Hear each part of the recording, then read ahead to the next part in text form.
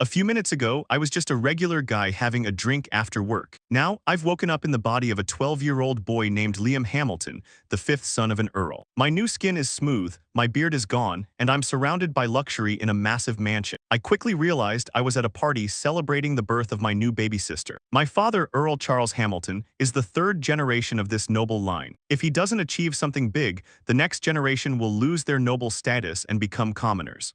His plan is to raise his daughter to become the emperor's consort to save the family's rank. Because of this, he is completely indifferent to his sons, barely even looking at me when I speak to him. My older brother, Bruno, is the cynical fourth son. He's accepted that we are basically useless to the family and plans to live a carefree life until we inevitably become commoners. However, I've always dreamed of magic. In this world, magic is a weapon monopolized by the nobility, and only about 1 in 100 people have the talent for it. I asked Bruno about learning magic, and he pointed me toward the family library. I found a book on basic fire magic and started practicing. The book acts as a guide.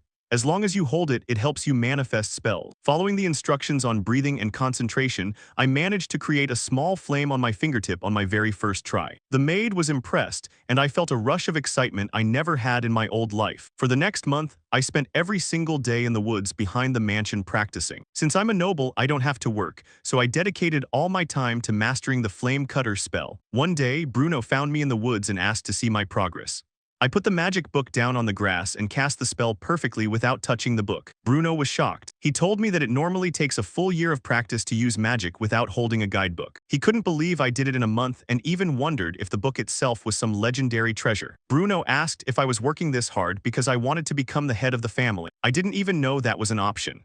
He explained that our father is only working so hard because he doesn't want to lose his power and lifestyle. Once the title passes to the next generation, we officially become commoners unless the family's status is renewed. While Bruno has given up, I realized that my obsession with magic might actually change my future in this new world. Liam realized his father's obsession with the family's noble rank was fueled by the fear of losing his own luxurious lifestyle. Since Liam was making progress, his brother Bruno got annoyed and gave up, throwing his own magic book at Liam before storming off. A few days later, Liam headed to the library to start learning basic ice magic. He learned that ice magic is much rarer and harder than fire because lowering temperature is more difficult than raising it. While walking through the hallway, he tried to practice using the book as a guide, but he messed up and accidentally set the book on fire with a stray fire spell. His father, Earl Charles, caught him and was initially angry about the fire in the hallway. However, when he realized Liam was practicing ice magic and had already mastered fire magic without needing a guidebook in just 1 month, his entire attitude changed. For the first time, he looked Liam in the eye with genuine interest. He took Liam to a living room to see a demonstration. Under pressure,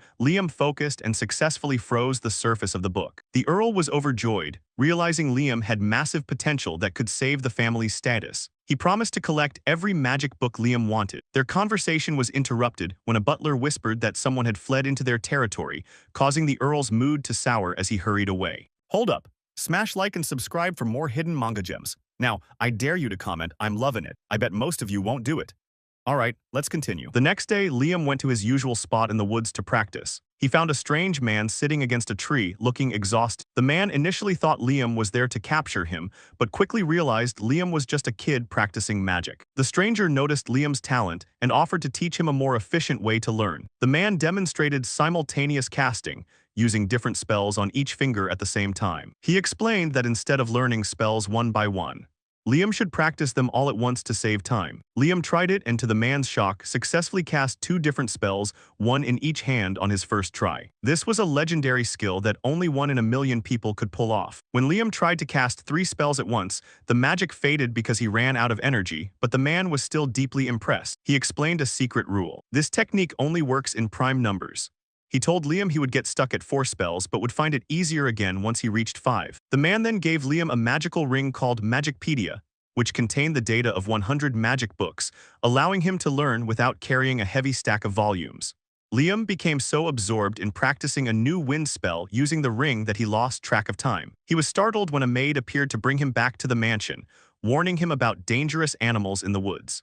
When Liam turned around to introduce his new teacher, the man had completely vanished. The maid handed Liam a very old book titled Basic Summoning Magic. sent by his father. Liam took the book, grateful for the new resource, and prepared to head back. The man was not actually gone. He had simply used an invisibility spell. He reappeared in the same spot, explaining that the spell was already stored inside the Magicpedia ring for Liam to learn later. Before leaving for good, the mentor offered one last lesson. He told Liam to open his new summoning book and use the ring to absorb its contents. Liam followed the instructions, and to his surprise, the ring acted like a digital notebook, instantly memorizing the spell. He quickly uploaded the summoning rituals for the lower-ranking spirits of fire, wind, water, and earth. When Liam looked up again, the man had vanished, leaving only a message written in the dirt telling Liam to keep practicing and to keep their meeting a secret. Liam respectfully erased the message, viewing the stranger as his true master. Liam's father was stunned when he saw his son practicing. Liam explained that he was now training with simultaneous casting, though he could only manage 2 spells at once initially due to his limited energy. Over the next month, Liam practiced day and night. His energy reserves grew, and he eventually reached the legendary milestone of casting 5 spells at the same time. He had also mastered all 100 spells stored in the ring.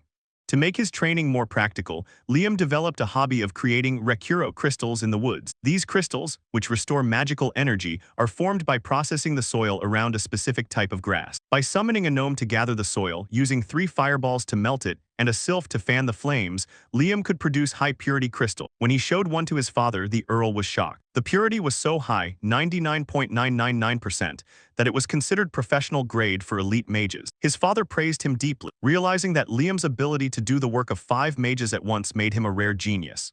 While exploring, Liam discovered a massive deposit of iron sand. Using his knowledge from both his past life and the family library, he decided to try his hand at metallurgy.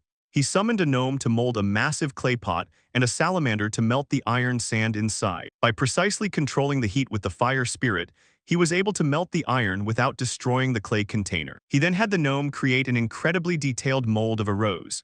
The result was a perfect, realistic iron rose with delicate petals, a level of craftsmanship impossible for normal blacksmith. Liam realized that with this moldless casting technique, he could create anything and would never have to worry about money again. Still looking for more ways to use his skills, Liam decided to produce white charcoal, a luxury fuel that is much harder and cleaner than regular black charcoal. It required a very specific process, heating wood at extreme temperatures in a completely airtight environment. He used a gnome to seal a tree trunk in a perfect soil casing, and a sylph to filter out the oxygen inside to prevent the wood from simply turning to ash. After 10 minutes of intense heating with triple fireballs, he cracked open the casing to find high-quality white charcoal that rang like metal when tapped. Liam felt confident.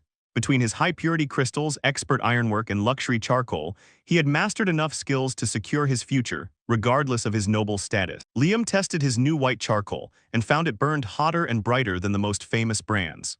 Realizing its value, he took a basket of it to a charcoal guild in town. The guild master was stunned by the quality, which sounded like metal when struck. Liam claimed the process was a magical secret and even showed off a fire spirit to prove his point. Impressed, the guild master offered him an exclusive deal at a high price. Liam realized he now had a way to make money, but he didn't want to rely on just one product. He wanted something essential for daily life. While walking through town, he noticed how much people loved noodles, but fresh noodles spoiled quickly. He saw a business opportunity in long-term preservation. He first tried freezing them with ice magic, but they thawed and became soggy almost instantly. Then he tried drying them. Using a water spirit, he sucked all the moisture out of raw noodles, making them rock hard. He also tried frying them at a low temperature using a fire spirit, which turned them golden brown but left them tasteless.